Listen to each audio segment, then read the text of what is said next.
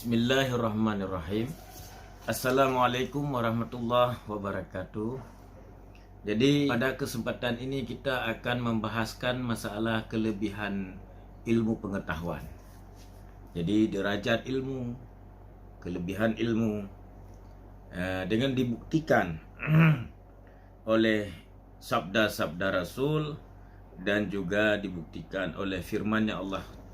Allah berfirman dalam surat Ar-Rahman, khalaqal insan 'allamahul bayan. Allah yang menciptakan manusia dan Allah yang pulalah yang mengajarkan kepada manusia apa-apa yang diajarkan. Itu membuktikan ilmu itu sangat penting.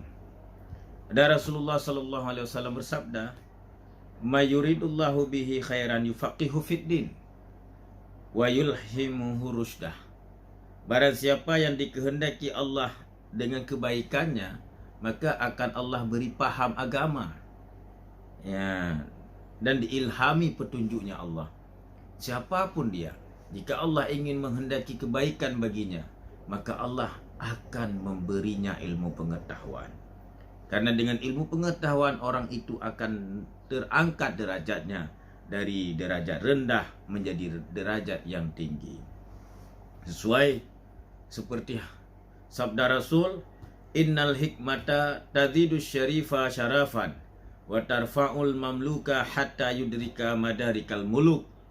Sesungguhnya ilmu itu adalah menambah orang yang mulia akan bertambah kemuliaannya, dan mengangkat orang yang hina akan menjadi pencapaian kemuliaan sang raja. Artinya dengan ilmu pengetahuan orang akan mulia dan terus mulia, dan orang hina sendiri bisa mulia dan bisa sampai kepada tingkat kemuliaan raja. Itu adalah kelebihan ilmu pengetahuan. Maka pemirsa yang dirahmati Allah, marilah sama-sama kita belajar dan terus belajar, mengkaji dan belajar ilmu pengetahuan, terutama ilmu yang menyangkut tentang ibadah kepada Allah, ilmu yang menyangkut tentang ketauhidan kita kepada Allah, ilmu yang bermanfaat di dunia dan juga bermanfaat di akhirat nanti, ilmu yang bisa membawa kita ke dalam surganya Allah, ilmu yang bisa menyelamatkan iman kita, ilmu yang dimana seluruh malaikat itu meminta ampun kepada kita, Allah, untuk diri kita. Karena dengan ilmu itu kita akan dimuliakan Allah.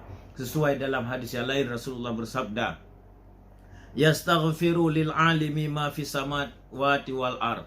Meminta ampun apa-apa yang ada di bumi ini dan apa-apa yang ada di langit kepada orang-orang yang sudah diberi ilmu. Maka alhamdulillah, yang pertama sekali kita bersyukur kepada Allah. Allah sudah mengkaruniakan sedikit ilmu kepada kita, dan semoga ilmu ini bermanfaat bagi orang lain. Dan bagi yang menonton channel ini, jangan lupa dibagikan kepada orang lain, karena ilmu itu sangat berharga. Mari kita menjadi tokoh pelopor ilmu pengetahuan. Terutama kita harus mendidik generasi kita dengan ilmu pengetahuan agar kebodohan itu hilang daripada kehidupan kita. Sekian, terima kasih. Assalamualaikum warahmatullahi wabarakatuh.